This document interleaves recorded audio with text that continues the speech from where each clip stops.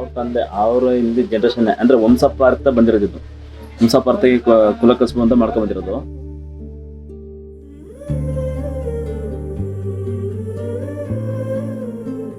ಈಗ ನಮ್ಮ ತಂದೆಯವ್ರು ಮಾಡ್ಬೇಕಾದ್ರೆ ಒಂದು 45 50 ಮನೆ ಮಾಡ್ತಿದ್ರು.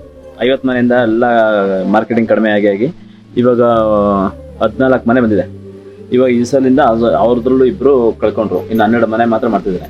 ವರ್ಷ ಕಳ್ಕೊಂಡ್ಬಂದ್ರೆ ಈ ಕುಲ ಕಸುಬು ಬಂದಿದೆ ಇರೋದಿಲ್ಲ. ಏನಕ್ಕಪ್ಪ ಅಂದ್ರೆ ಬೇರೆ ಕಡೆಯಿಂದ ಮಾರ್ಕೆಟಿಂಗ್ ಬರ್ತಿದೆ ಐಟಮ್ ಎಲ್ಲ. ಈ ಪಾಟ್ರಿದು ತೋಟಗಾರಿಕೆಯಲ್ಲಿ ಕೊಡ್ತೀವಿ, ಅಲ್ಲೆಲ್ಲ ಪ್ಲಾಸ್ಟಿಕ್ ಉಪಯೋಗಿಸ್ತಾರೆ. ಪ್ಲಾಸ್ಟಿಕ್ ಪಾಟ್ ತಂದು ಉಪಯೋಗಿಸಿದ್ರೆ ನಮ್ಮ ಪಾಟು ಸೇಲ್ ಆಗಿಲ್ಲ. ಯಾರೋ ಬೇಕು ಅಂದ್ರೆ ಅಕ್ಕಪಕ್ಕ ಮನೆ ಬಂದ್ರು ತೊಗೊಂಡೋಗ್ತಾರೆ ಅಷ್ಟೇ. ನಮ್ಮ ಅಕ್ಕಪಕ್ಕವರು 5-10 ದೇವಸ್ಥಾನ ತೊಗೊಂಡೋದು 50-100 ಅಷ್ಟೇ. 1,000-2,000 ಒಬ್ಬದಷ್ಟು ದೀಪ. ಅವಾಗೆಲ್ಲ ತುಂಬ ಬೇಡಿಕೆ ಇತ್ತು 10 ವರ್ಷದಿಂದ. ಇವಾಗ ನಮಗೂ ಅದು ಏಟಾಗಿದೆ. ಅಂದರೆ ಅದು ತುಂಬ ಮನೇಲಿ ಕೆಲಸ ಮಾಡ್ತಿದ್ರು. ಈ ಕೆಲಸ ಎಲ್ಲ ಒಂದು 50 ಮನೆಯಿಂದ 60 ಮನೆಯಷ್ಟು ಪ್ರತಿ ಮನೇಲಿ ಕೆಲಸ ಮಾಡ್ತಿದ್ರು. ಇವಾಗ ಯಾವಾಗ ಬೇಡಿಕೆ ಇಲ್ಲ, ಕಡಿಮೆ ಆಯ್ತಾ ಬಂತು ಇವಾಗೆಲ್ಲ ಈಗ ಒಂದು 13 ಮನೆಗೆ ಅಂತ ಬಂದಿದೆ ಅಷ್ಟೇ.